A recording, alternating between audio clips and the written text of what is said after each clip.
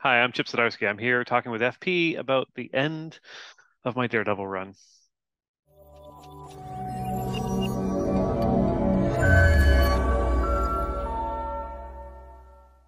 Welcome to Forbidden Planet TV. I am Andrew Sumner. This is Chip Zdarsky. How you doing, Chip? What's up? What's up? Doing good, you? Very well, thank you, brother. Thank you for Nice. joining me. You've returned to Forbidden Planet TV to talk to me about the looming climax of your epic run on Daredevil. Oh my God, it's true. It's true. When you started out on Daredevil, which correct me if I'm wrong, I think it was in about 2017. Is that right? I think 2019. It's been four Oh years. yeah, wow, mad in two Yeah. years. Yeah, it's it. Okay, yeah, So the 20. pandemic added some time to it in Yeah. a sense. Did you always have a sense that it was going to be this long of a run, or is it something that grew and developed over time? Um, I never had like a set number of issues in mind.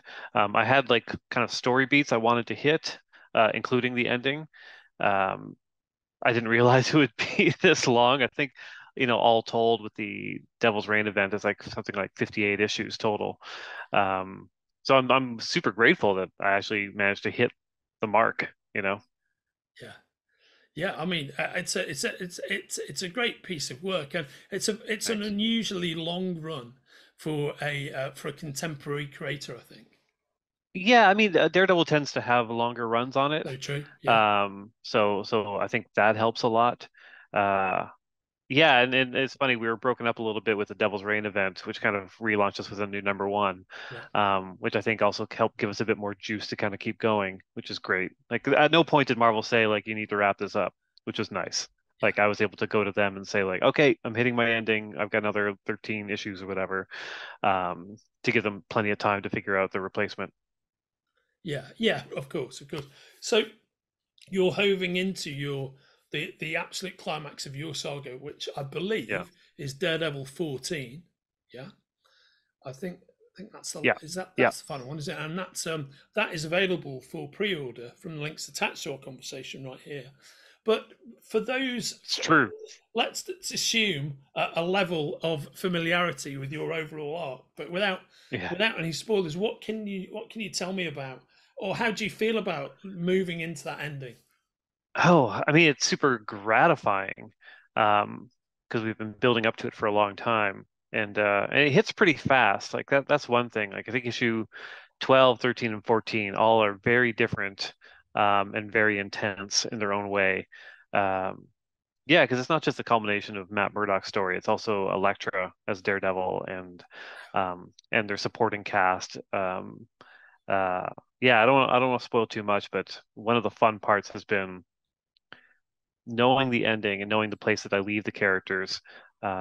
It's not necessarily a good place, not necessarily a bad place, but it's a very different place, which is a bit of a time bomb that I've handed to the next creative team, which is kind of tradition on Daredevil. Yeah. Yeah, I mean, it's all part of the glorious challenge of that gig, I'm sure. And Yeah, if I had the ability to write Daredevil, which I absolutely do not, I'm sure I would want to walk into the room with that kind of like glove having been thrown down. yeah. It is. It's part of the charm of the title. I think it was it Bendis who ended his run with Daredevil in jail, and then Yeah, Brubaker had to pick it up right right from on. that Yeah, yeah, start. Yeah, that's part of the joy of continuity comics, of being able to kind of pick up the strands of what came before, and make something new from it. So I had a bit of that with Charles Soule when he left Daredevil, and I'm doing the same to Saladin Ahmed, who's coming in as the writer. Yeah, that part's a lot of fun. The kind of passing of the baton slash Billy Club. yeah. I think one of the I get that. I love the Billy Club reference. I think for me as a reader, one of the joys of what you've done is particularly what you've done with the lecture. Despite all the great writers and some of my absolute favorite writers who preceded you Hmm. on Daredevil, Bendis, Brubaker, Wade, really love the Wade Yeah. run, and they all did like great stuff. But I've I've always struggled to enjoy Elektra as a character outside of the original arc of stories. But I think what you've done, and I think a lot of people feel this way, or Daredevil fans, is that you really did something new and interesting with Elektra, and that must feel Oh, that must cool. feel good to get that feedback, right? Yeah, and the funny thing is, that was one of the bits that wasn't really in my original plan. I just kind of stumbled upon the idea that she would pick up the mantle, and then as soon as that happened, it was like, oh, okay, this actually really changes the relationship and the character. Again, it's Marvel Comics, it's continuity comics, so I'm sure there'll be a reset for her down the line. But it was super satisfying, especially seeing people's reactions to Marco's design. Oh yeah. Like he's such a great character designer, and he nailed that look right out of the gate. And and yeah, it's fun seeing it pop up in different places. Like there's an action figure now of it. I'm like, oh, that's cool, you know? What I think it must be equally gratifying is the fact that Marvel have clearly quite rightly had so much faith in what you've done, in the sense that not only are we lurching towards the spectacular conclusion, if you will, Daredevil 14, but you've got a whole bunch of hardcover collected editions of You your know? run looming on the horizon, and Yeah, indeed an omnibus for Devil's Reign. yeah. It's super cool. Yeah, I know the Devil's Reign Omnibus was announced a while ago, but they've also just announced. I think it's gonna be a two-part Daredevil Omnibus of all of my work Yeah. with my collaborators. Um, and yeah, and I also had a chance to kind of design the cover with Julian Tedesco, and yeah, it's gonna be a very satisfying and good looking volume, I think. I, Yeah. what kind of edge do you think that the fact that you're double threat creator and you're a writer and an artist, what kind of an edge does that give you when you're working with these spectacular artists you've worked with on Daredevil, but since you have that hardcore design sensibility as well? Yeah, I mean, you'd have to ask my artists to see if they enjoy it or not, because my notes can sometimes be a bit extra, as they say.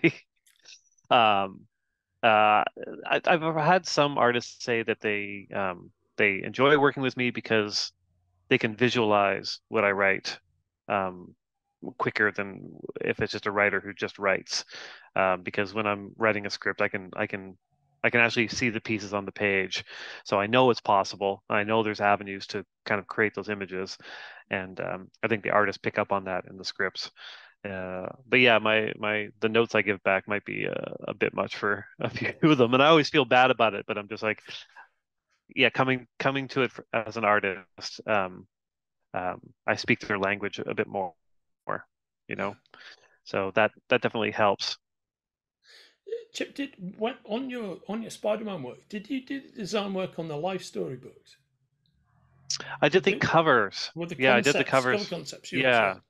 Yeah, yeah. Yeah. That was fun. That was like my first time doing like a series of covers. And then I did the cover illustration and design for the trade as well, the collection. Um, yeah, yeah. I like being able to do different things that maybe you don't necessarily see on the stand um, with just the standard, big splash page of a hero fighting a villain. Like, if I can come up with some sort of extra concept, and Marvel or DC will let me, then I'll go for it.